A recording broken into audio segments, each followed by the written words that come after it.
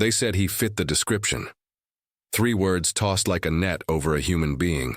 3 words that snap tight around your throat before you can even ask which description, whose, and how a life can be reduced to a silhouette. He was wearing a blazer and a wristwatch that blinked when his investors pinged him, walking from a pitch to a parking meter under a row of palm trees that pretended every story in America ends happily. He was thinking about burn rate, about a line of code that had finally stopped throwing errors, about how he'd split the afternoon between a partner call and a quick stop to change his shoes before the next meeting. Then blue lights cut the day in half. Hands, voice, cuffs, asphalt, a crowd collecting a safe distance away, strangers watching a movie they've seen before and hoped they wouldn't have to see again. He fit the description. Tall, dark jacket, bald, black. It didn't matter that the name tag on his chest from the morning's conference still stuck to his pocket lining. It didn't matter that he could typo your cap table from memory or tell you how to scrounge runway out of thin air. It didn't matter that he had an appointment in 20 minutes that might determine whether a dozen salaries got paid. For the next 6 hours, the only role he was allowed to play was suspect. This is the story of what happened after. It begins on a sidewalk in an affluent neighborhood and threads backward into a childhood where success and suspicion learn to share a room. It shows what it costs to be miscast in your own life and what it takes to reclaim the script. In a country where fit the description has become a euphemism for inherited suspicion, it asks a harder question. When a door is slammed in your face with the force of history, can you open another and build a room where others can breathe? He did. He built a company, led a team, and turned 3 words that once caged him into a story that frees someone else. Before the cuff clicks and the scuffed sneakers of a patrolman appeared at eye level, there was a kitchen table where a boy learned to read the mail aloud to a mother who worked double shifts and still pressed her ironed hand on his forehead every morning, saying, "You know who you are."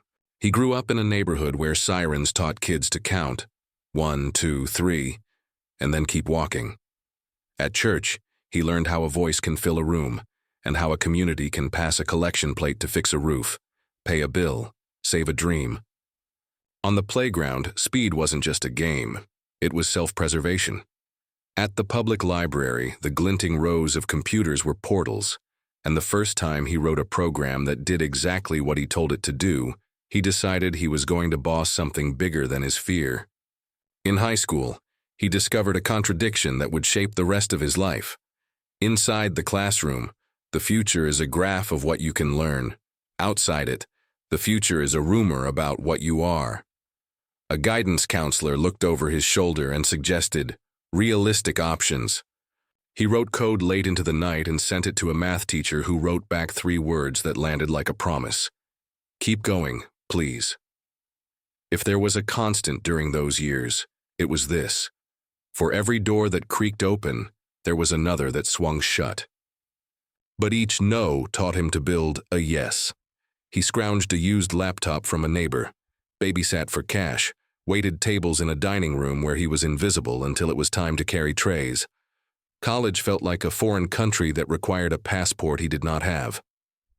He got it anyway. He learned not only data structures and economics, but also the choreography of moving through spaces that were not built for him. Keep your ID visible. Dress a shade nicer than the room requires. Learn to translate yourself before someone mistranslates you. He interned for a startup that crammed 5 people and 1 golden retriever into a workspace that smelled like burnt coffee and hope. He learned how to build a thing from nothing, and how to keep building it after nothing turned into less than nothing. He entered the workforce like a spark dropped in a dry field. He wrote, shipped, broke, fixed, and shipped again. In meetings, he had to repeat ideas to be heard.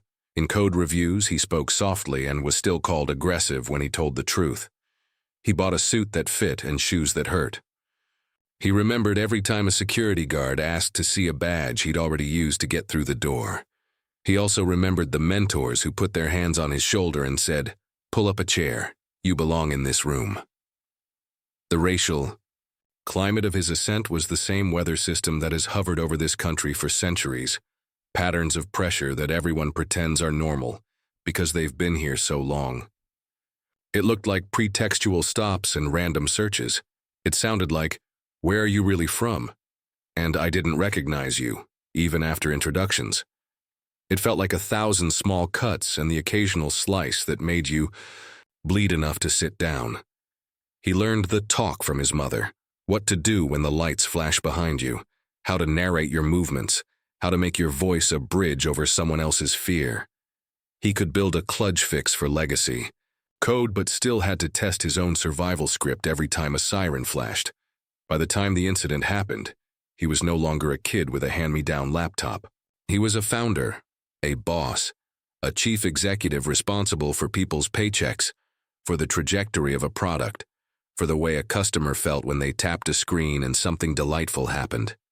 He wore the title not like a crown, but like a duty. This part matters. He didn't arrive because the world made a lane for him. He arrived because he built one, line by line, in a place where lanes are still rationed. It was supposed to be a nothing moment.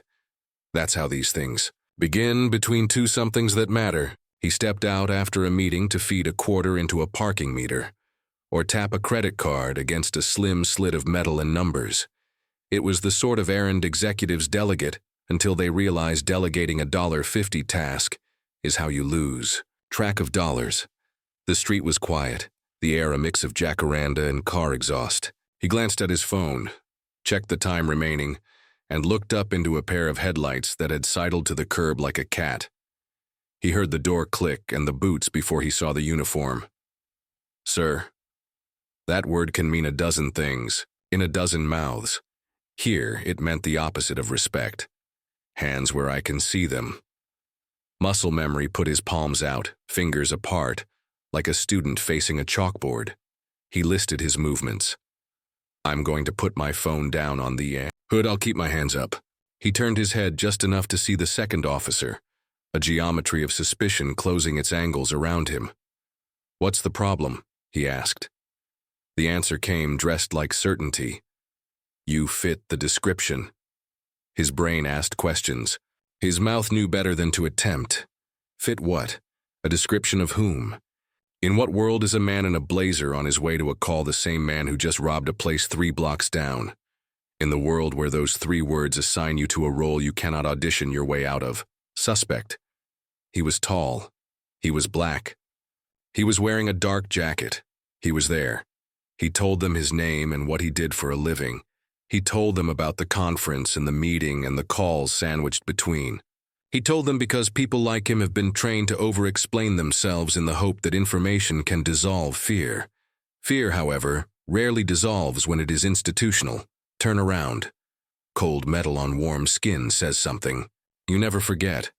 The cuffs bit into his wrists, and the distance between the world he thought he lived in and the one he was actually in collapsed. They sat him on the curb. Gravel pressed crescents into his hands. A small crowd gathered. No one rushed in, but a few filmed. Insurance against the story being told without a witness. He tried to slow his breathing and avoid looking at the cameras. He wanted to call his assistant, to call his partner, to call his mother. The phone lay face down on the hood, silent. They asked him where he'd been in the last hour. He described it in the detail of a software log, timestamps, locations, error messages, successes. He described the hotel lobby where he'd just happily fielded a question from a stranger who recognized him from a podcast, how they'd asked how it felt to defy the odds, as if odds were physics and not policies. He described the elevator, the barista who spelled his name correctly, the way the sun glared off the windshield when he'd finally found street parking, the ritual 2 taps on the meter as if it needed jostling to wake. The officers wrote something. They spoke into the air, and the air spoke back. He heard the static of a radio and a phrase, "Tall black dark jacket near the bank," which would later feel like the script people use when they don't have the facts they need. A third officer arrived. Someone asked him to stand. He was steered toward the back seat of a patrol car not built for the dignity of its passengers. He tried to angle his shoulder so the cuffs didn't dig deeper. The city looked different from that height. Storefronts were suddenly taller. Pedestrians were suddenly judges. The horizon had no choice but to shrink. At the station, The fluorescent lights made time viscous. He was told he matched the height and build of a suspect in an armed robbery nearby. He learned that this suspect had been described as wearing a similar color shirt and leaving the area on foot. He learned that similar and same are dangerous cousins. He answered questions. He narrated his morning again. He watched a clock only move when he looked away. He asked for water. It arrived warm. His company's Slack dinged inside. A locked phone. He imagined his team in out-of-state time zones using GIFs to keep nerves light while they waited for answers about a product release. He imagined another team, another building, another room with someone else telling a story like this and tasting in their mouth the bitter metal of déjà vu. He thought of the dozen versions of himself, boy, teen, student, intern, who might be watching this and learning not only the mechanics of the incident, but also the lesson it wanted to teach. Stay small. Weeks later, he would replay one moment, over and over, the point at which the confusion on one officer's face hinted at something softening. Perhaps new information had arrived. Perhaps someone had bothered to check a detail not yet checked. Perhaps the security camera footage had been pulled and someone noticed a beard he did not have, a pattern on a shirt not present, a scar where his face is unbroken. But the apology, when it came, was not absolute. You understand, we had to follow our procedures. Procedures are a set of decisions disguised as destiny. And when procedures ignore the humanity in front of them to chase a shadow, they are a failure pretending to be a policy. They released him. No charges. A property form to sign, phone, watch, wallet, pride. He stepped back into the same air, now carrying a weight it did not warn him about in the morning. He walked back to his car. The meter, of course, had expired. There was a ticket under the wiper. He laughed, because the body sometimes reaches for light when it's handled too much darkness. The news will summarize this kind of day with a sentence that begins, "A man was detained and released after being misidentified." But real life doesn't end at the comma. Real life has a drive home, where hands shake harder than the engine, a head that keeps turning toward lights in the mirror, a shower where the water runs longer than your conscience thinks is reasonable, and a bed where sleep arrives late and leaves early. Real life has a calendar with meetings you will keep because you have employees who count on you, and also a moment on a call when a voice you respect says, "Are you okay?" And you tell the truth. Not yet. There are two kinds of aftermath. The first is logistical. Who do I call?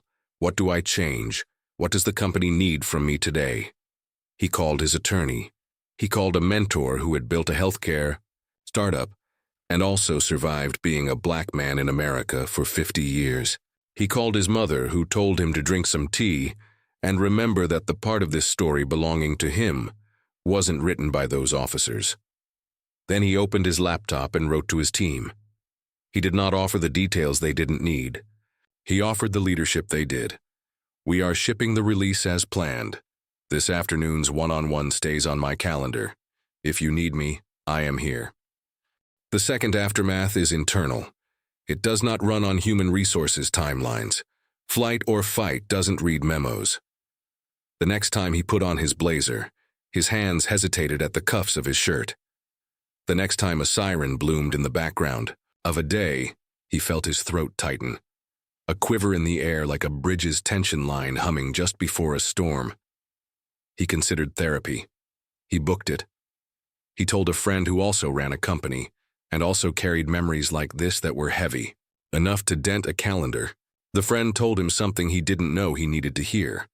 Going back to the office is not the same as being okay.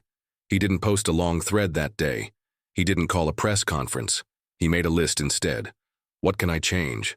For a person who had made a career out of building solutions to stubborn problems, this was how he kept panic from building a home inside his chest. He wrote that list in 2 columns. The first, myself.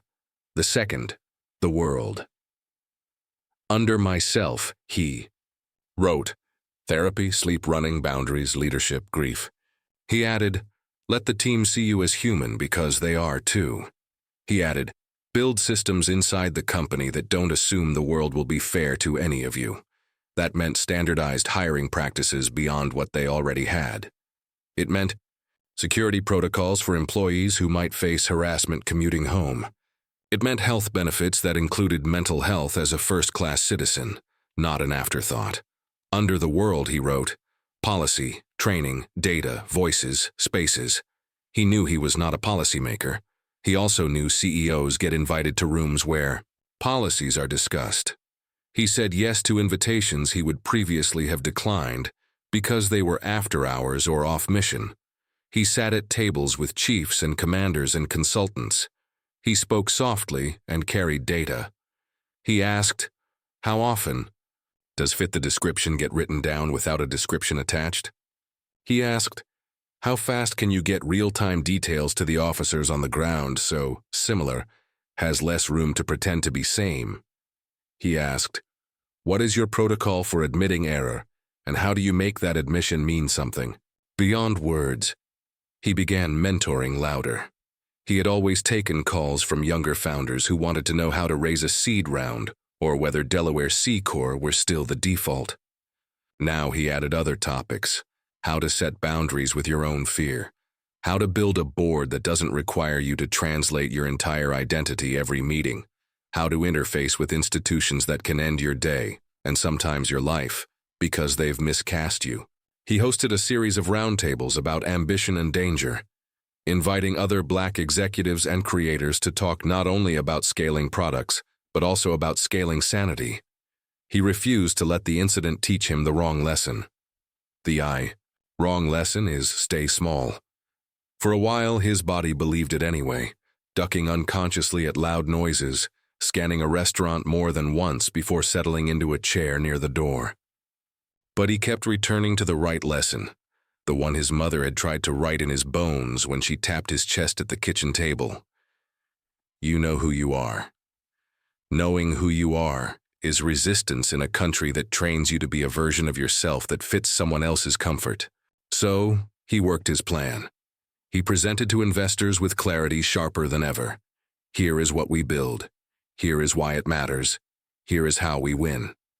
He led all-hands meetings with a touch more grace for the question asked clumsily, with a touch more insistence that the quiet voices be heard. He doubled down on the parts of his product that made people's lives better, because building a company that treats customers with dignity is a way to make a world that treats people with dignity. Less far-fetched, he also made space for anger and redirected it into action. He supported organizations pushing for better policies on stops and searches, for training that decouples officer safety from citizen humiliation, for data collection that tells the truth about who gets stopped and why. He met with one city council, and then another, with one police chief and then another. Some rooms were defensive, some rooms were hungry to learn.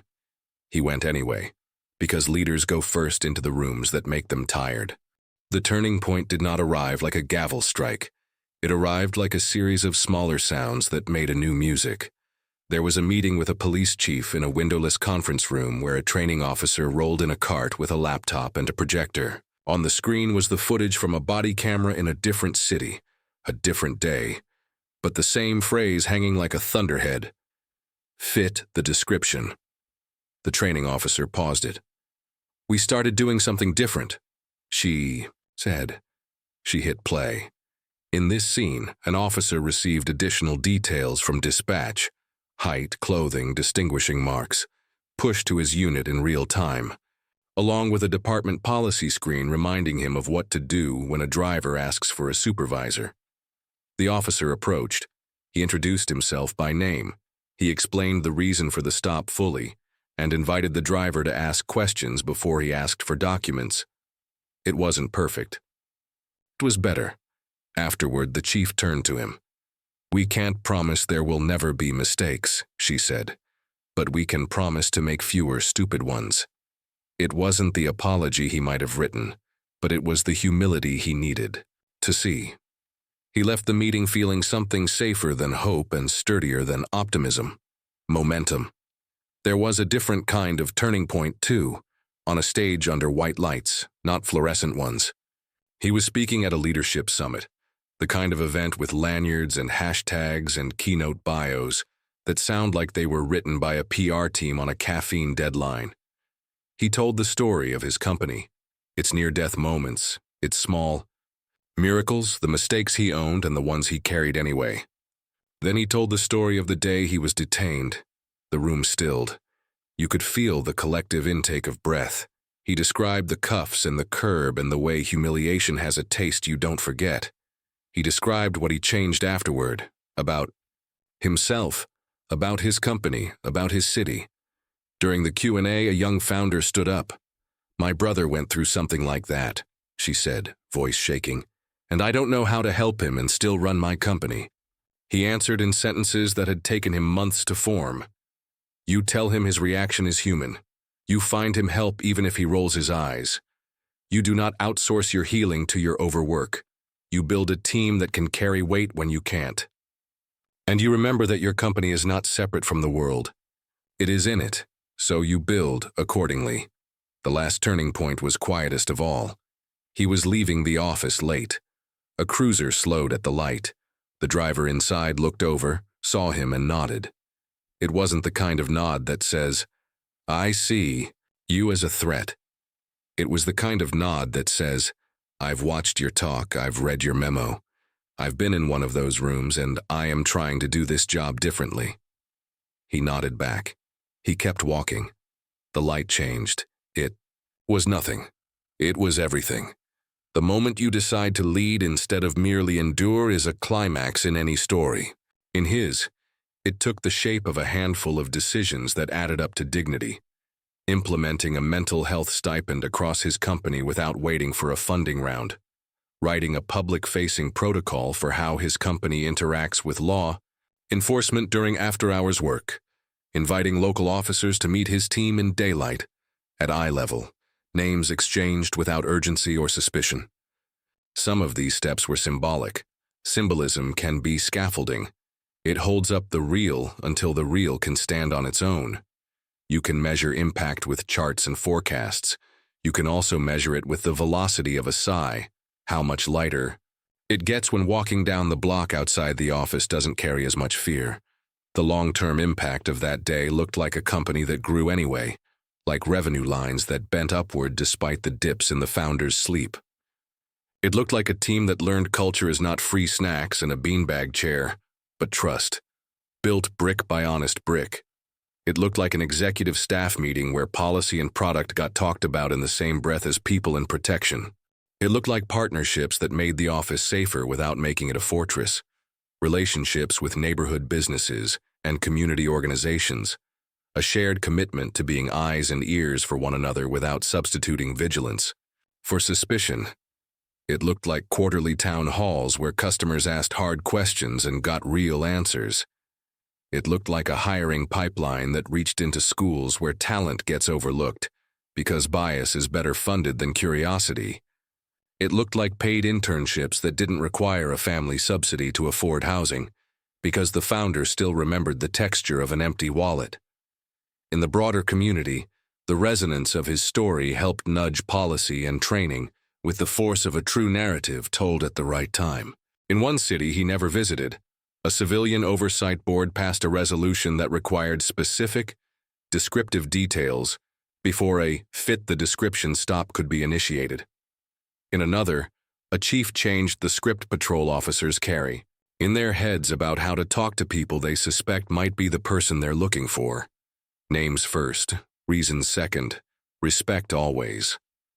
In still another, a district implemented a policy to quickly clear the records of people detained and released without charge, so suspect didn't linger in background checks as a ghost that kept closing doors. He did not claim ownership of these changes. He claimed responsibility for the part he could play. If his story opened a door somewhere, so be it. If it didn't, he would keep pushing from the inside of his own company. Some nights, the old fear still visited, sitting at the edge of his bed like a sleepless child asking to be held. He learned to hold it without letting it drive. Why does this story still matter? Because in too many places, 3 words still do too much damage. Because success does not bulletproof you against bias. It only changes the stage on which bias performs. Because CEO is not an invisibility cloak. It is a duty to use the resources at your disposal to distribute dignity more fairly. Because storms do not stop being storms when you learn how to drive in the rain. You still need better roads. The measure of his resolution isn't that he stopped looking in the mirror to see whether the next officer sees what he sees. The measure is that he still looks and still shows up and still insists on being more than a cautionary tale.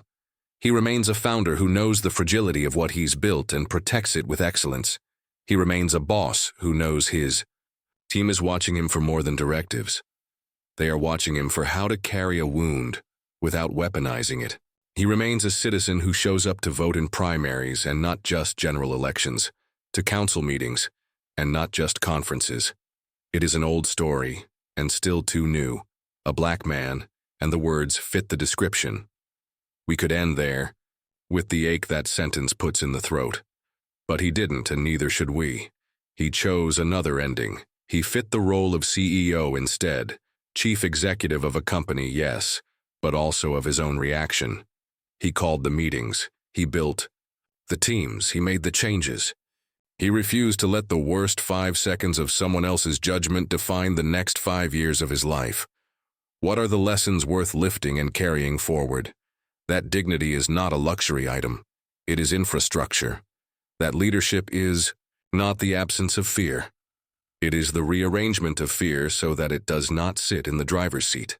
That policies are the expression of our collective imagination. And if we can imagine a world where fit the description is a rare, specific, carefully used tool instead of a lazy substitute for thinking, we can write policies that make it so. That the way we build companies can be a rehearsal for the way we build communities, transparent, accountable, humane. If you are watching this and you have ever felt your name shrink to a rumor, hear this. You know who you are. Keep mentors close. Keep receipts. Keep showing up to the rooms that make you tired until the rooms are less tiring, and bring someone with you when you can. If you are in a position to hire, promote, budget, train, legislate, do it with an eye toward the day someone you love is the person on the curb and what you wish would happen next. They said he fit the description. He rewrote the line. He fit the role of CEO. He fit the role of neighbor. He fit the role of mentor. He fit the role of a man who will not hand the pen back to the people who miswrote him. And he fit, most of all, into the future, where 3 words will no longer be enough to pull someone out of their life and sit them on a curb while the clock ticks. Until we get there, we build. We build anyway. We build together.